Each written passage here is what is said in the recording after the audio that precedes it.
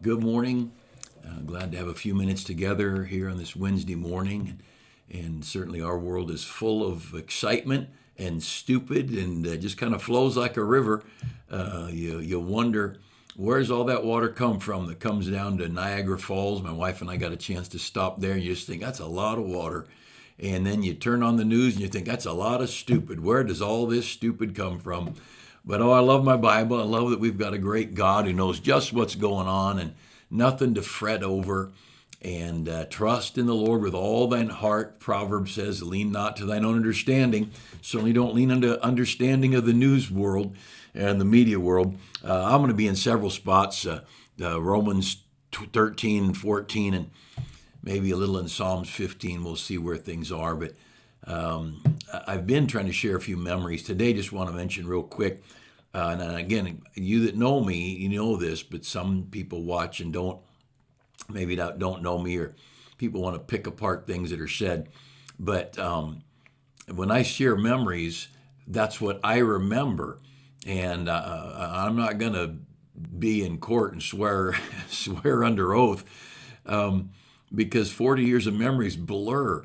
And one time I started counting up the camps that I'd been a part of, and either ran the camp or helped with the camp, and of our camps, not other churches, just ours. And I don't know, it was 75 or 80 camps or some huge number like that. And different conferences and trips we've been on and with our church, and they start to blur, and the memories from this one get in there. So have mercy on me. And when I share some of these stories about our church, it'd be good to go to the person I'm talking about, hear their side of it. It's probably more accurate. But I'm going to talk a little bit about loving people today. And certainly these memories I share are people I love, people who just are exemplary. But I was thinking just about Paul and Gloria Young. Most of you have been a part of our church much, know the Youngs, but we were 6 weeks in the Wildomar Elementary School. Then we moved into this clubhouse Frank Pasquale had. If you know our area where Clinton Keith crosses the 15 freeway behind the USA gas station, there's about 75 acres there that Mr. Pasquale owned. He was going to build a mobile home park. It didn't go through, but they got the road put in, a paved road and parking, and then a clubhouse, and then it didn't go any further. So the clubhouse was rented for lots of things. We rented it, and for 5 years. On our 5th anniversary, we moved into our tent. So from our 6th week to our 5th anniversary, we were there. But a good family moved from the city out to the country, bought a couple of acres up going north from our church. It kind of, this land slowly rises, then it gets steep a little bit, and there's some hills there. And Paul and Gloria Young and their family moved up there. And maybe a quarter mile, perhaps, as the crow flies. I don't know, could be further, but maybe a half mile. Probably, I don't know, could be further yet. I'm not sure, but it's off of Baxter Road. Now Wildomar Road, they changed the names, trying to make everything look more whatever the city council wants it to be. Never occurs to them what the citizens want it to be. But anyway, it's my gripe about politicians. But anyway, Paul told me, as I remember, he used to sit out on his porch in the morning, on Sunday mornings, and watch us setting up, because we started just in the building, but it was a little, like a small room with some tables and a bar. And then there's like a 4-width door. There's no doors, but a doorway into an area that would be for dancing or partying, where they had a wood floor surrounded by carpet, some couches, a jukebox, a piano, and that was the main room. And you might be able to get 100 chairs in there, maybe. And then there was a small kitchen off it, and then 2 little bathrooms. So it only took a little while for us to get more people in there than would fit. And so we rented the little house across the street, just 2 houses, the Pasquale's home, and then a little 2-bedroom guest house. And we rented that guest house, and then we also rented the church the clubhouse for the church. Nursery was in our living room for a little while, and then we bought a bus. It was like an old Partridge Family hippie bus, shag carpet, no seats, and it ran. We'd drive it wherever activities were and put cribs in there, and But it's like every few months or weeks, we needed to do something else. And so we got where we had a couple of buses we picked up kids on. Then we used the buses for classes. And then we'd put carpet, indoor, outdoor carpet between the buses, park the buses side by side, put carpet down, and then put a sunscreen over the top. And then we'd have a class on a bus, a class on the ground, and a class on the bus. And then we would, when during the summer months, we built wooden stands and set swamp coolers on these wooden stands, blowing that sort of cool air into a bus. And you that don't understand physics and swamp coolers, if you're from a humid area, a swamp cooler will be of no value at all. But it's so dry here, you can get 10 degrees, maybe even as much as 20 degrees cooler air from just evaporation. And problem is when it's 110, that means it's blowing 90-degree air, which almost feels cool. But anyways, a big setup. And then we had a flatbed trailer with the coolers and the extension cords, and we had 2 porta potties because there's only 2 little bathrooms inside. And so Sunday morning was a big deal, getting chairs out of the attic, down from the attic into the building. And then Sunday, when we finished putting all the chairs away, putting everything away, porta potties and everything towed somewhere else, church buses towed. Some of them ran, some of them we towed. That was every Sunday. It was a lot of work. And I thank God for people who worked. And we had some great workers. And God just rallied people together. He said, this is my church. I want to make it happen. By the way, wherever you go to church, make that your church and work. Don't be an observer. Don't be a spectator. Don't be somebody sitting back eating your hot dog, drinking your Coke, and doing nothing.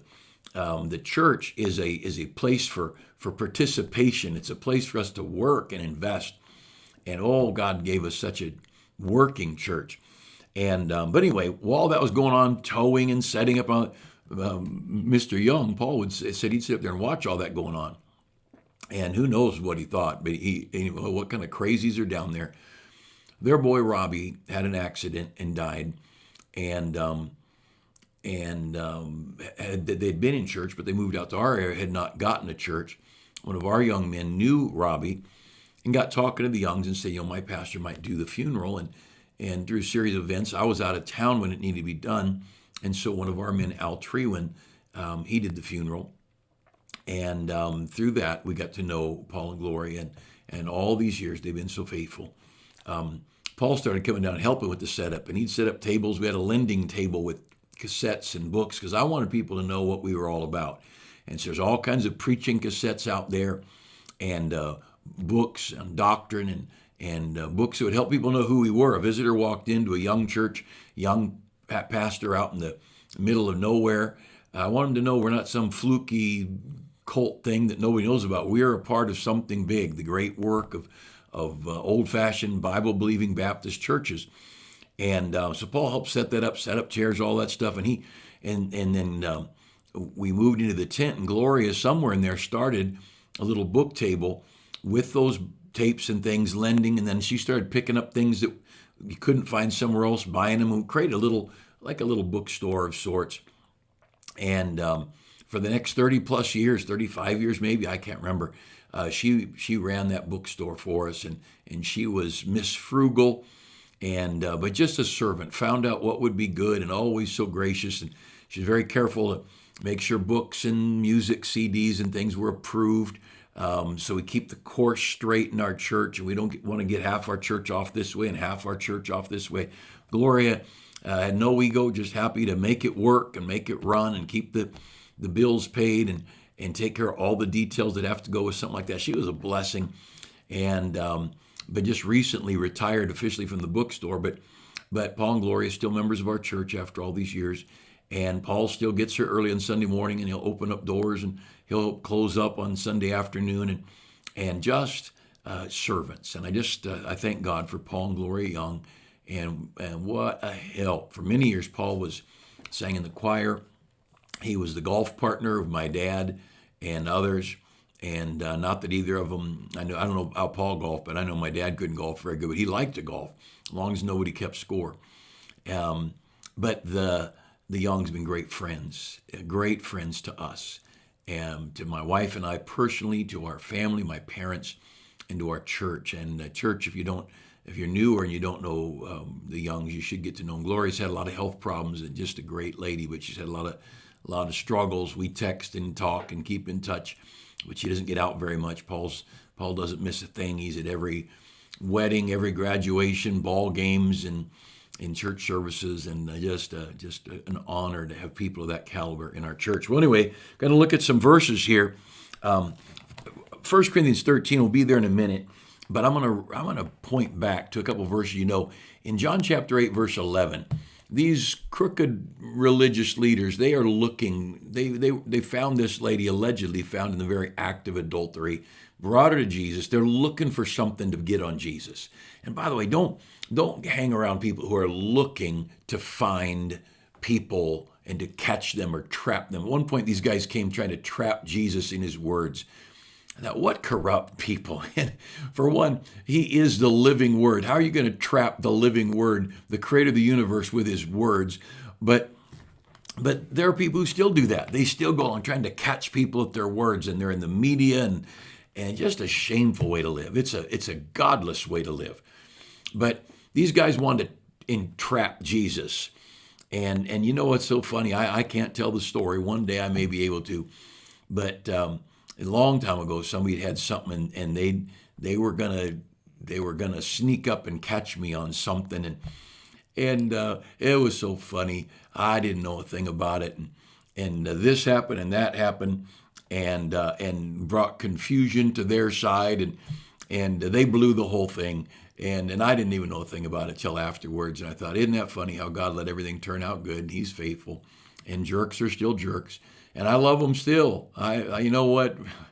None of us have got anything to break our arms patting ourselves on the back over. So let's just relax and love people and be good to them. That's what we're talking about here today. But this woman allegedly taken in the very act of adultery, if it was they were following the scriptures, because they said in John 8, Moses said this woman should be killed. Well, what Moses said is the woman and the man should be killed. So where's the man? Well, they didn't bring the man. And they bring this lady, and Jesus stoops down. You know the story, wrote in the dirt, and one by one they all left. And he said to the woman, where are those thine accusers, if no man condemned thee? And she said, no man, Lord. And in John chapter 8, verse 11, here's what I want to point out. Jesus said this, neither do I condemn thee. You know, our Lord didn't come into this world to condemn the world, but to save the world. And you can tell the devil's side or God's side on who's trying to destroy and who's trying to forgive and save. And that is just simple identification here. You can see it in politics. You can see it in family relationships. You can certainly see it in religion. Psalms chapter 15 is great on this. I don't know if I'll get over to it, but if you have your Bible, Romans chapter 13. And there will be Romans 13 and 14, then in 1 Corinthians 13. But Romans chapter 13, verse 10, it says this, love worketh no ill to its neighbor. Therefore, love is the fulfilling of the law. Love worketh no ill to his neighbor. If you've got any kind of Bible love, you don't want to hurt your neighbor. Just simple as that. Say, well, my neighbor's a jerk. Well, if you love him, you're not going to want to hurt your jerk neighbor. My neighbor's dog ate my cat. Well, if you love your neighbor, you're not going to work ill to your neighbor. God so loved the good people, he gave his only begotten son. Is that what John 3:16 says? No. God so loved the world. And we're to love like Christ loves. And love works no ill. And as best as I know and as best as I try, I've never tried to hurt anybody. I've never planned or orchestrated to hurt anybody. I just can't even imagine. That, by the way, I think I was pretty close like that before I even got saved. I was raised in a decent home where people loved and cared, and you treated people with respect, and humanity mattered. And I just can't imagine this world of ugly and vile and mean and corrupt, and it's a nasty world out there. But love worketh no ill to its neighbor. Love works no ill to his neighbor. And you can twist the words and play semantics all you want, but if your behavior is trying to harm somebody, you're probably not loving. Now, if you're in uniform, you're a policeman, you're a soldier, whatever, somebody's breaking into your home and you need to do something, it's like you need to do something, then do it. The Bible justifies that, I think. I like the old story of the Quaker. He said to the guy who was coming into his home, I would not hurt thee, I would do thee no ill, but thou art standing where I'm about to shoot. Loving people. Over to Romans chapter 14. And this is great, Romans 14:4. Who art thou that judgest another man's servant? To his own master he standeth or falleth. Let God take care of people. Let God take care of people. It's not our job to go destroy and judge and critique. And I try very, I've got a biblical duty as pastor to warn our church and to try and keep our church on a pure biblical path. But I try so hard to do it I don't need to call out names and just, try and ruin people. And I don't want to do that. Certainly I wouldn't of a church member. I might of a ministry leader if I felt like that ministry was influencing our church. But I'd try to just point out the doctrine, not the person, because those are people for whom Christ died. And I've said it before, and it's been true for the last 40 years as pastor. I don't know anybody who's come to our church that I don't love, that I don't want them to have things well in their home. And people matter. People matter because God loves them. And they may not be just like me. Well, might be. I'm the one that's wrong and not them. But go down a little further in Romans 14 and look at verse 10. But why dost thou judge thy brother? Or why dost thou set it nigh thy brother? For we shall all stand before the judgment seat of Christ. Did it ever occur to us we're going to face God for our behavior? We're going to be judged. And there's a lot of questions in there that brings up, and I'm not going to go there. But that's what Paul's talking about in Romans 14. And you be very careful about becoming the judge and the critic. And John chapter 8, Jesus said, neither do I condemn thee, Son of God, did not choose to condemn this lady. And we better be very careful. We better be very careful because what you sow, you're going to reap. And I tell you what, the Bible talks about to the merciful, God will show himself merciful. One reason I love people, want to have mercy on them, because I want mercy by the bucket load. And how am I going to get it? I'm going to give mercy. Now over to 1 Corinthians 13. It's not hard to remember if you want to go back and find these, Romans 13 and 1 Corinthians 13. But let me just point out a few things. This is about love. Now the word is charity, and charity is richer than love. Charity is more broad than love. But love today has been spoiled by TV and media, and love is not just a warm and fuzzy hug.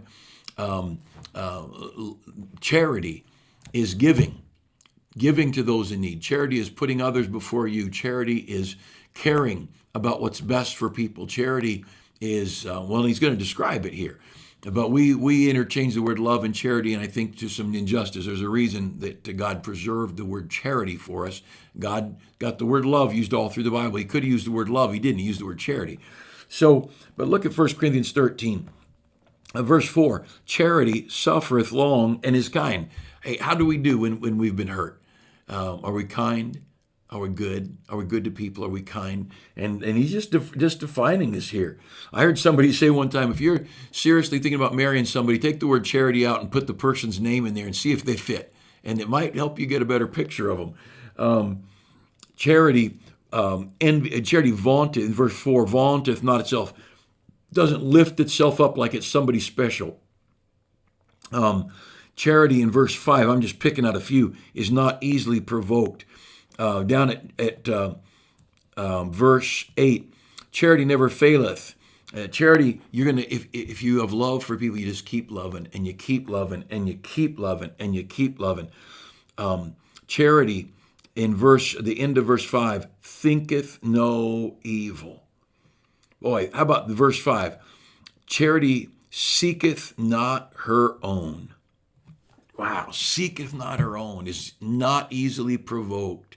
Charity, there's so much in here, and you could spend weeks teaching on this.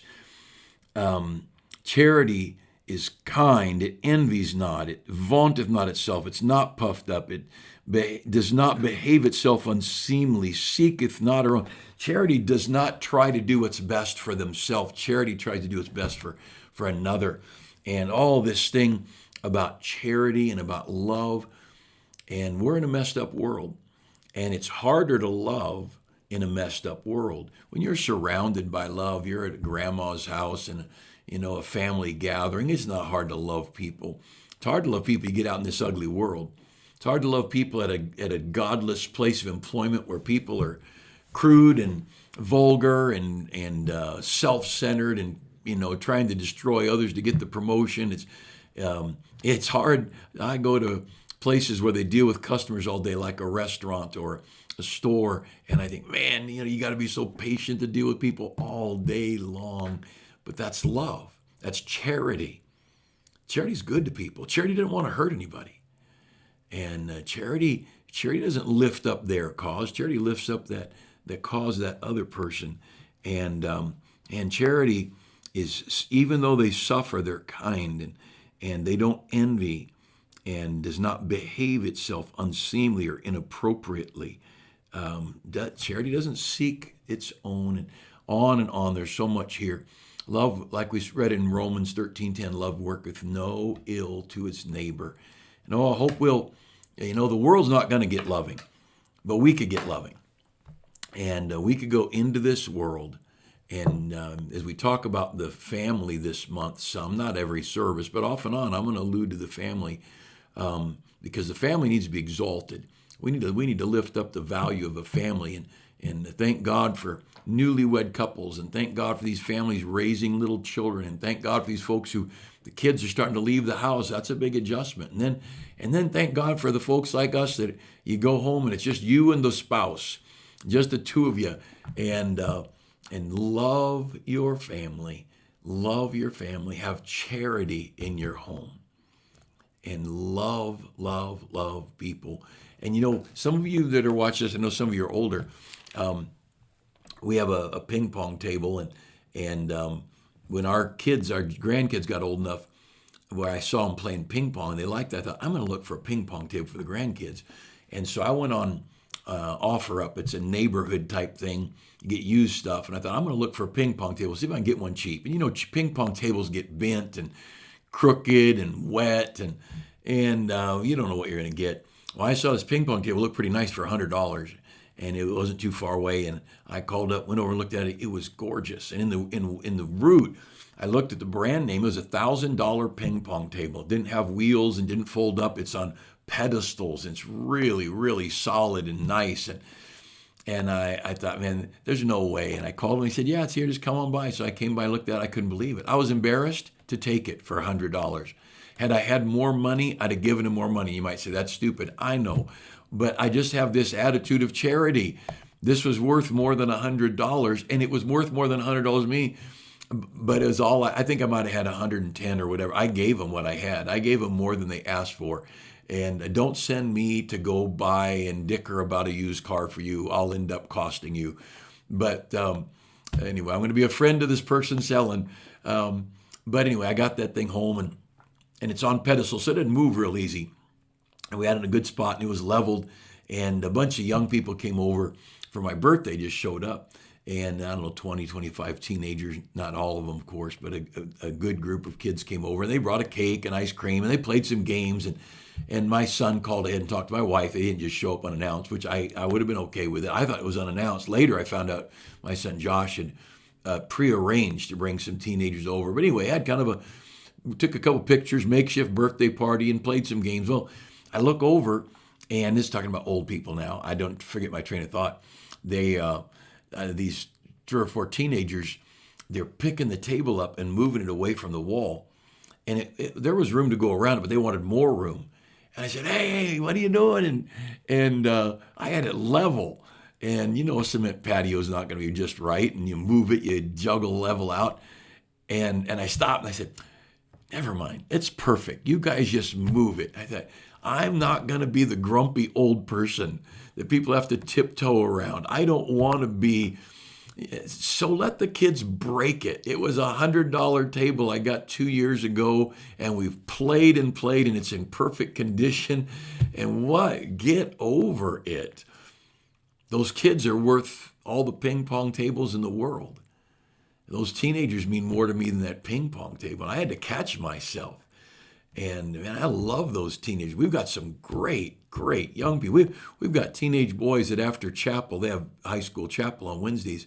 After chapel, everybody leaves. Those boys stay in there and get on their knees and take time to pray. It's not a teacher-run thing. It's not anything told them what to do. They just do it. Man, I love those kids.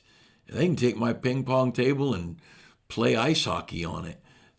But we've got to make sure love stays out in front. Why do I put them first? Because I love those young people. And that's what matters.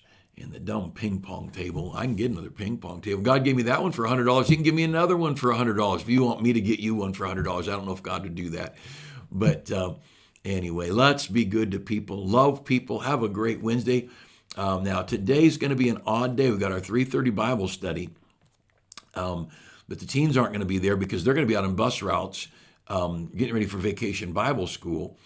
And we'll probably be done a little bit early because 3:30 to 4:30 is the afternoon Bible study. 5 o'clock is Vacation Bible School. I'll have Bible school from 5 to 7.